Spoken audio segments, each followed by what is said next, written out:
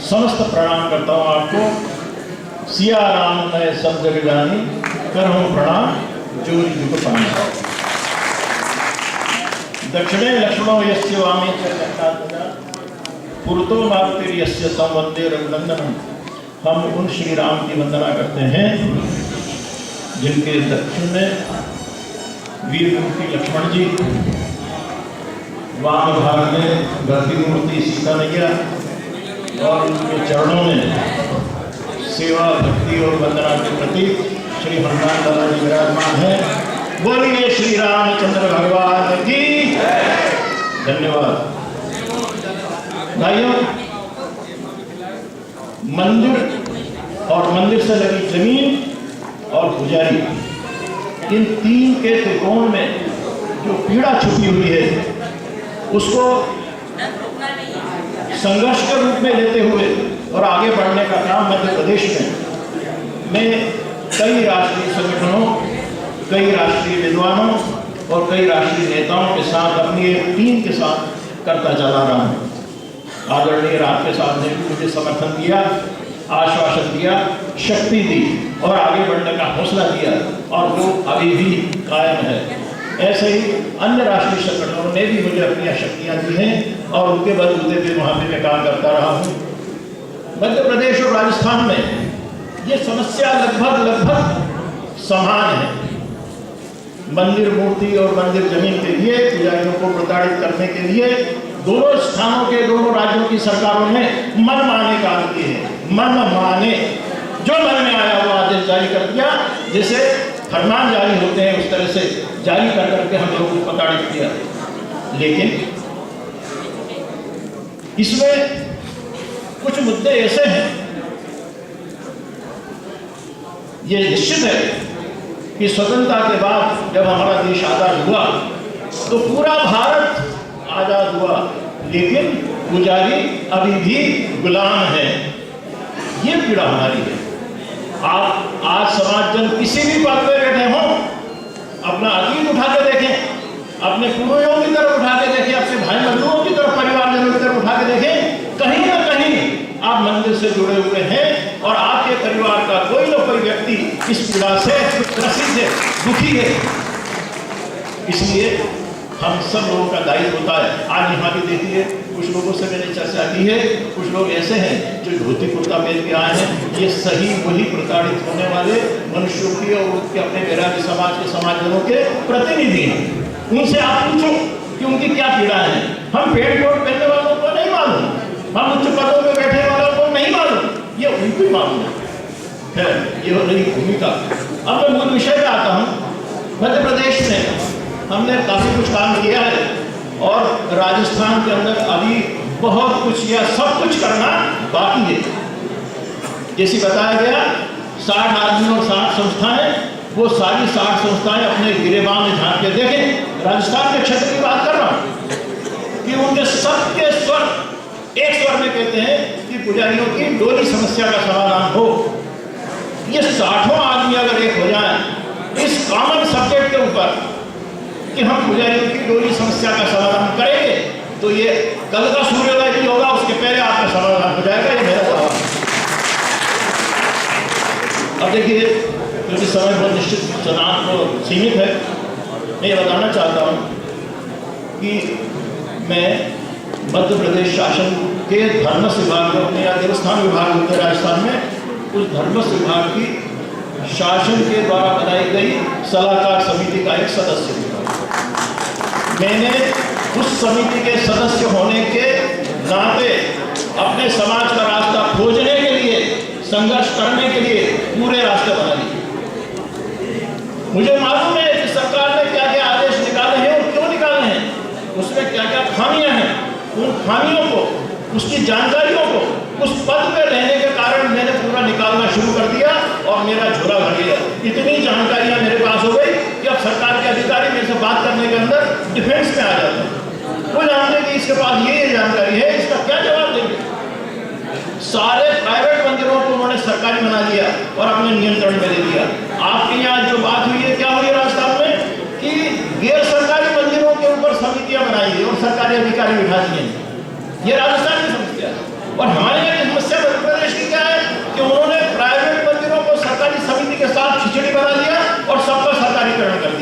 उनके यहाँ प्राइवेट मंदिर कोई है नहीं। 50,000 मंदिरों के 50,000 बैरागी परिवार के पुजारी इससे त्रस्त है। हमने शासन के उन आदेशों को निकाला और उस तरह से लगा करके लड़ाई लड़ना शुरू किए, और हमारी लड़ाई वर्ष मंच पे भी होती है, मोर्चे पे भी होती है और न्यायालय में भी होती है, तीनों जगह हो रही है। हमने 2008 में हमारी नीलामियां बंद करवा दी मध्य प्रदेश में, ये मोर्चे की सफलता हुई। हमने अपने निजी प्रयासों से मंदिर जमीन के ऊपर फसल की नुकसानी और अन्य नुकसानी का मुआवजा देने का अधिकार पैदा कर लिया है। हमने हाईकोर्ट के मार्फत एक आदेश जारी करवा करके, जिसका उल्लेख हमारे राष्ट्रीय अध्यक्ष जी ने किया था, जी के विश्व साहब ने, ये अधिकार ले लिया है कि मंदिर मूर्ति के साथ पुजारी का नाम बराबर दर्ज रहेगा, जो हटा दिए थे। ये समस्या यहाँ भी है, पुजारी का नाम हटा दिए, लेकिन हमने वो स्थापित करवाना, और उस स्थापित कराने के लिए सुप्रीम कोर्ट के आदेशों का हवाला दिया है और सरकार के कानूनों का हवाला दिया है। मैं अभी उनका विश्लेषण आपके सामने संक्षेप में करूंगा।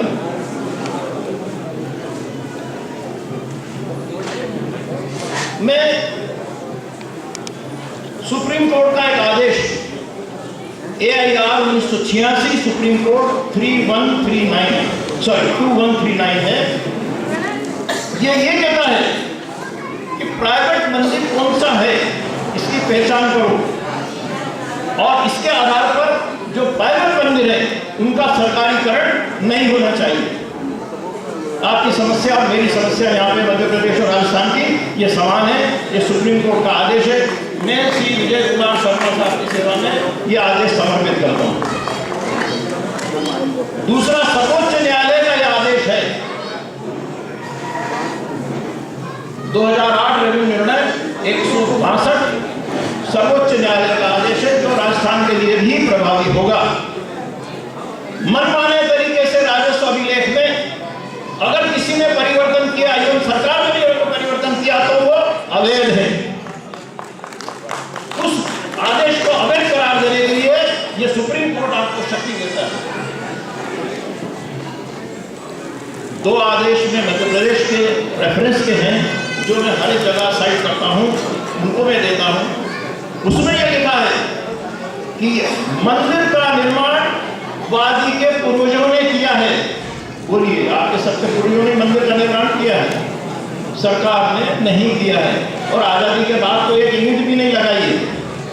तो मंदिर का निर्माण वादी के पूर्वजों ने किया है। नंबर 1, पूजन अर्चन वादी और उसके पूर्वज करते आ रहे हैं, लगान वादी और उसके पूर्वजों ने अदा किया है, और जमीन पर मंदिर भूमि स्वामी है। ये 4 बात। 5वीं बात, जमीन पर सरकार का कोई हक नहीं। ये न्यायालय का निर्णय है। यह निर्णय मैं आपके सामने रखता हूँ, मध्य प्रदेश का, लेकिन इसमें सुप्रीम कोर्ट के कुछ निर्णयों को साइटेशन दे रखा है, इसलिए वो राजस्थान में भी लागू होंगे। फिर एक निर्णय और है, 2012 NPHT 138 बहुत महत्वपूर्ण है। सरकार आपके किसी अभिलेख की नकल आपको नहीं देता है, और नकल नहीं मिलती है तो न्यायालय के अंदर हमारे पक्षकार मुकदमा हार जाते हैं, उनको सहायता नहीं मिलती, न्याय नहीं मिलता, न्याय के दरवाजे बंद कर दिए जाते हैं। उस न्याय के दरवाजे को खोलने के लिए ये मध्य प्रदेश शासन ने, जो मध्य प्रदेश की हाईकोर्ट ने जो आदेश दिया है, और जिसमें 2 सुप्रीम कोर्ट के आदेशों का साइटेशन दिया हुआ है, वो ये कहती है कि अभिलेख जिस किसी के पास हो उसने कोर्ट में पेश करना ही चाहिए। बर्डन ऑफ प्रूफ की लायबिलिटी कोई भी नहीं रखती। आप सरकार से कहिए कि सरकार के पास ये आदेश है, ये प्रमाण है, ये अभिलेख है, कोर्ट उनको मंगवाएगी, और ये आदेश सुप्रीम कोर्ट के साथ संबद्ध होने के कारण राजस्थान में लागू होगा। इसके साथ ही मैं केंद्रीय अधिनियम देना चाहता हूं। केंद्र सरकार का अधिनियम है, जो पूरे भारतवर्ष की हर स्टेट को लागू होता है। क्या अधिनियम है? उपासना स्थल विशेष उपबंध अधिनियम 1991।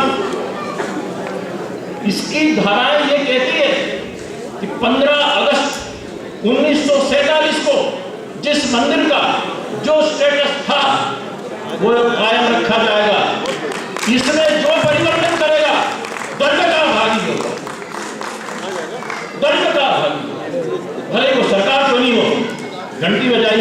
ये न्यायालय का निर्णय भी मैं आपके सामने यहाँ समर्पित करना चाहता हूँ। भाइयों, अभी माननीय जज साहब ने कुछ बातें कही, अच्छी कही, गले नहीं। मैं बहुत सोच रहा था उनकी उपस्थिति में मैं 2 शब्द उनके सामने उनकी सेवा में समर्पित करूं। क्या नहीं चुनी मुझे, उनसे बात नहीं उतरी। उन्होंने कहा था कि राजस्थान के अंदर 1955 में एक अधिनियम बना था और ये बना था कि सारी जमीनें सरकार की हैं। पुजारियों ने बेचना शुरू किया और इसलिए सरकार ने अपना शिकंजा कसा। ये बात कही, पुजारियों ने जमीन बेची, ये बात तो हो सकता है कि सही हो, ये आप जानिए, लेकिन सभी भूमि पे सरकार का अधिपत्य है। ये बात का जो प्रावधान 1955 के अधिनियम में है, उसी अधिनियम में एक धारा यह भी है कि परंतु परंतु इस अधिनियम के प्रभावशील होने के दिन किसी भी जमीन पर किसी भी व्यक्ति का किसी भी तरह का जो अधिकार था वो कायम रहेगा। मैं फिर से रिपीट करता हूं, 1955 का अधिनियम लागू होने के दिनांक किसी भी जमीन पर, मंदिर की जमीन, किसी भी व्यक्ति का, पुजारी का, कैसा भी अधिकार था, वो हटाया नहीं जा सकता।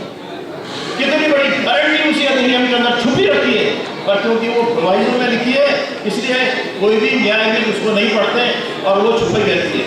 लेकिन अगर आपका न्यायालय, आपका जो वकील है विजय कुमार शाह की सेवा में समर्पित, कि अगर उनका वकील अगर खड़ा होता है तो ये बात अगर पढ़ के 4 बार न्यायालय में सुनाएगा तो झक मार के उसको सुनना पड़ेगी कि हमारा अधिकार अभी भी सुरक्षित है।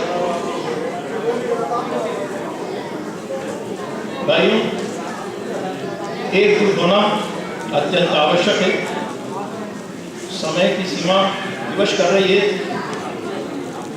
मुझे स्वयं ये ट्रेन पकड़ना है, अदरवाइज मेरा सारा सफर बिगड़ जाएगा। मैं ये निवेदन करना चाहता हूँ, जब आप करें तो करें क्या?